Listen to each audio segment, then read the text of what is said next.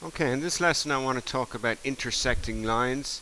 The first thing I will say is to remember always that the equation of a line is just a rule that any point in that line has to obey.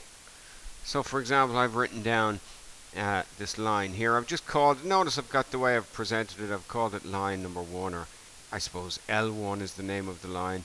And then it says x plus y equals 7. This is just a rule. And I always think, what does this mean? Well, this means when I add the y coordinate to the x coordinate, I have to get 7. When I add the y coordinate to the x coordinate, I have to get 7. That's the rule. In order for a point to be on this line, it has to satisfy the rule.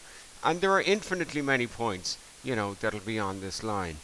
When I add the y coordinate to the x coordinate, I get 7. So if the x coordinate is 0, the y coordinate is 7. If the x coordinate is 1, you can probably figure out these. No harm writing down a list of them. 1, 6, 2.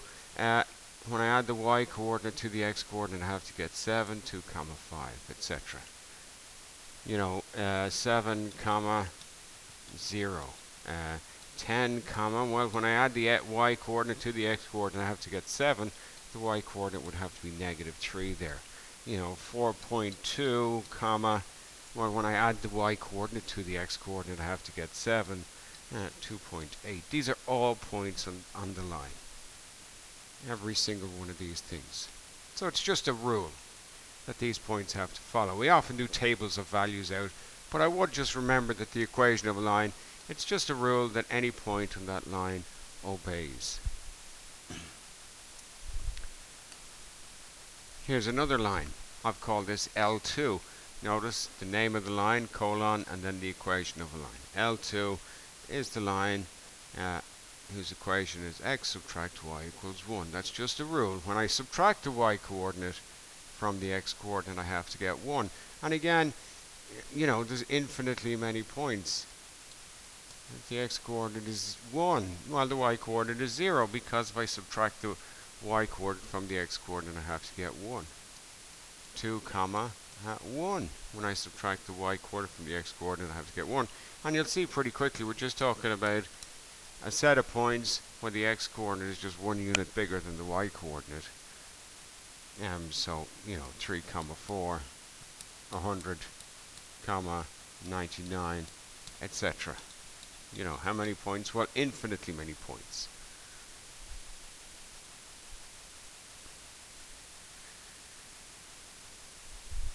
Here's another equation of a line. Note the name of this line is L3, and this is saying when I subtract the y coordinate from the x coordinate, I have to get negative 3.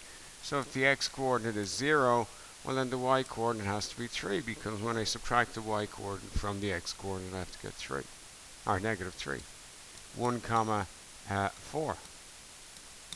1 subtract 4 is negative 3. Negative 3, 0. There's another point on the line.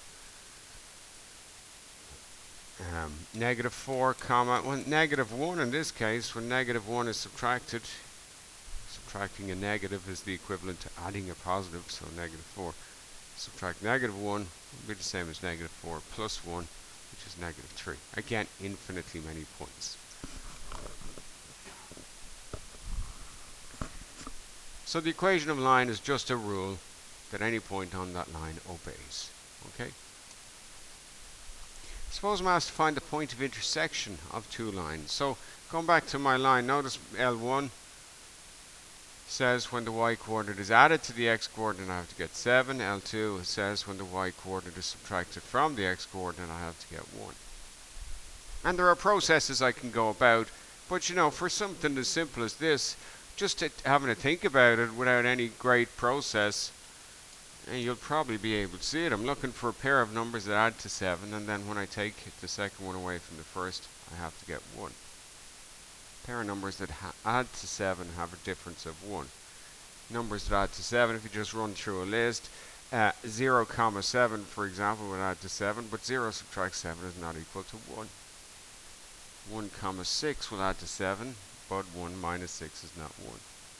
2, 5, 3, 4, 3 plus 4 add up to 7, but 3 subtract 4 is not equal to 1. 4, 3, 4 plus 3 is 7, 4 subtract 3 is 1, 4, 3. is the point of intersection.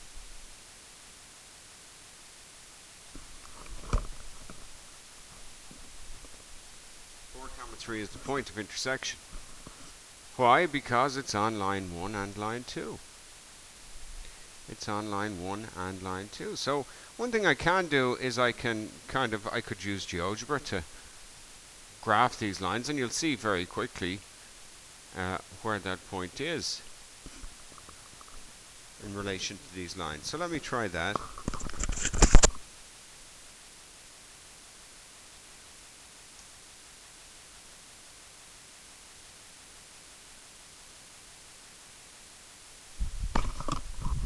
So I'm just going to open up a GeoGebra file here, and I'm going to put in the two lines. So I'm going to start by typing in just x plus y equals 7 into the input bar. Let me close down all this stuff. So there's the line x plus y equals 7. It's just a collection of points. When I add the x coordinate and the y coordinate, I want to get 7. Let me just move that over here a little bit. And again, you can see all these points: 0, 7, 1, 6, 2, 5, 3, 4. The x and y coordinates always add to 7.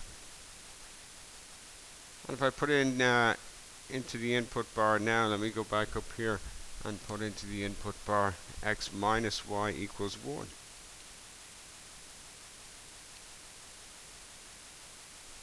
Here we're talking about a collection of lines who have a difference of 1. So there's the point 2, 1, 3, 2, 4, 3, and then there's your intersection point. Go up here, my intersecting point on my menu bar. Let me try that again. And you can see that point there. A over here is written down 4, 3. So GeoGebra will find these points of intersections very easily. But, in these cases, you'll probably find it quicker just by thinking about it for 2 seconds. Just by thinking about it for 2 seconds. What about this? X plus y equals 7. X subtract y equals -3. Is there a point that's on both lines? We'll look for a pair of coordinates. When I add the y coordinate to the x coordinate, I get 7. When I subtract the y coordinate from the x coordinate, I get -3. So let me think about that for a moment. If I think about 2, 5, 2 added to 5 is 7, and 2 subtract 5 is -3. So 2, 5 has to be my point of intersection.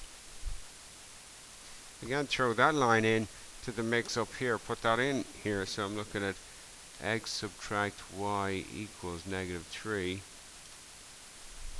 And there is that line, a collection of points where the x coordinate and y coordinate, when the y coordinate is subtracted from the x coordinate, I get -3. So -2, 1. -2 subtract 1 is -3. -1, 2, because -1 subtract 2 is -3. And you can see the points of intersection there of those two lines is there. B, that's the point 2, 5. So we can find the point of intersection like that. What about these two lines? I'm looking for two lines at the point of intersection here. The y coordinate subtracted from the x coordinate is 1, and the y coordinate subtracted from the x coordinate is -3. Notice, if I subtract the y coordinate from the x coordinate, it has to be either 1 or -3. It can't be both. So there's a problem here with this one. There's a bit of a problem with this one. It looks like there's going to be no point of intersection. What does that mean? Well, what kinds of lines will never have a point of intersection? What kinds of lines will never have a point of intersection? And if you remember the work we looked at earlier on, parallel lines will never have a point of intersection. Okay, how can you get 1 and -3 by doing the same kind of difference? It wouldn't make any sense. Get two different answers for doing the same thing. And you can see that there. There's the line 2, there's line 3.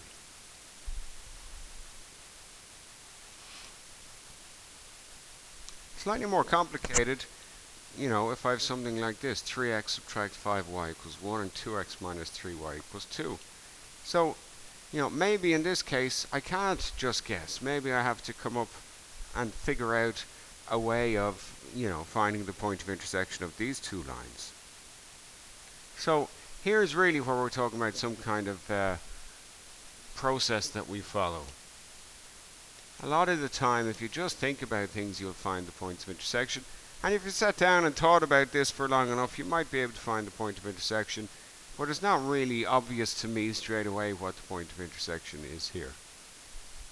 Okay, when I triple the x coordinate and then subtract 5 times the y coordinate, I have to get 1. And when I double the x coordinate and subtract 3 times the y coordinate, I have to get 2. So what I'm going to do is I'm going to use some of my properties of equations. The first thing I'm going to use is the multiplication property of equations. So I'm going to take line 4 here and I'm going to multiply it. So I'm going to take this line 4 and I'm just going to multiply everything in line 4 by 2.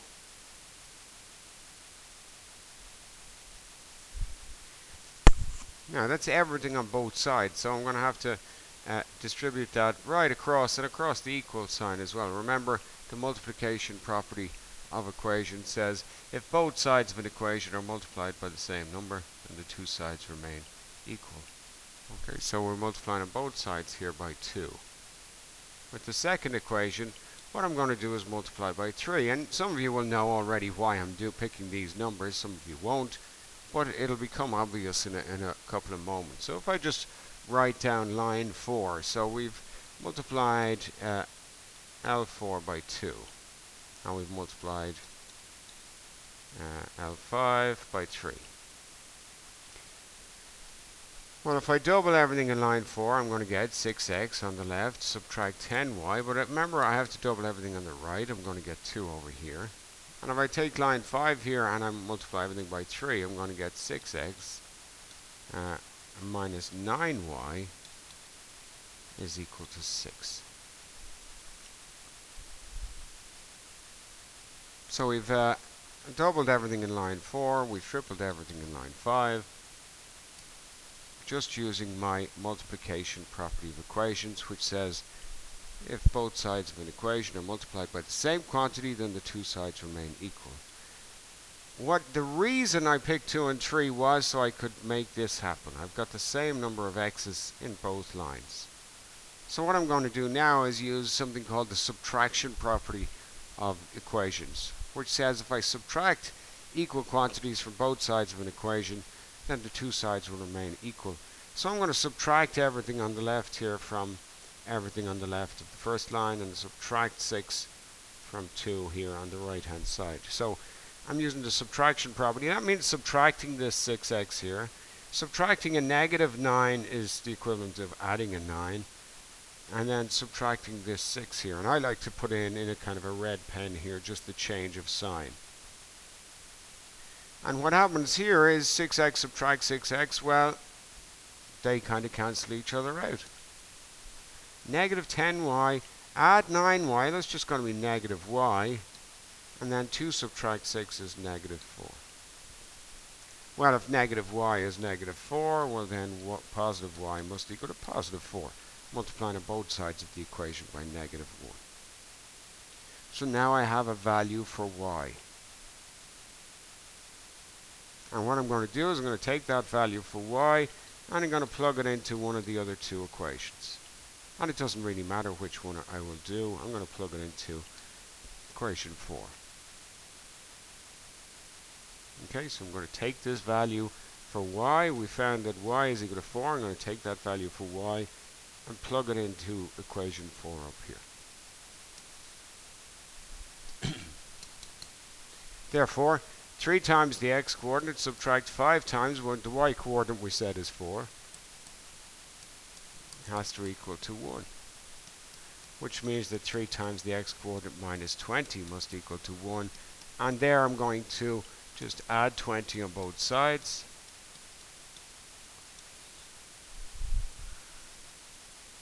And adding 20 on both sides will tell me 3x is equal to 21. Okay, now what am I going to do? Well, I'm going to divide both sides of the equation by 3. If both sides of the equation are divided by the same quantity, then the two sides will remain equal. 3x divided by 3 is 1x, 21 divided by 3 is 7. Therefore, my point of intersection, x comma y, is going to equal to 7 comma 4. Quick check. 777 subtract 5 4s, 21 minus 20 is 1. Good. Check in the second equation. 777 14 minus 3 4s minus 12. 14 minus 12 is 2. Good. I know my answer is right because I checked it. So in order to find points of intersections between following lines, we're looking for values of x and y that satisfy the first equation but simultaneously satisfy the second equation. In this process, for junior cert, they call it simultaneous equations because we're looking for values of x and y that satisfy both equations simultaneously at the same time. Okay, intersecting lines is going to be important when we're finding triangle centers. So go over a bit of work on intersecting lines, please.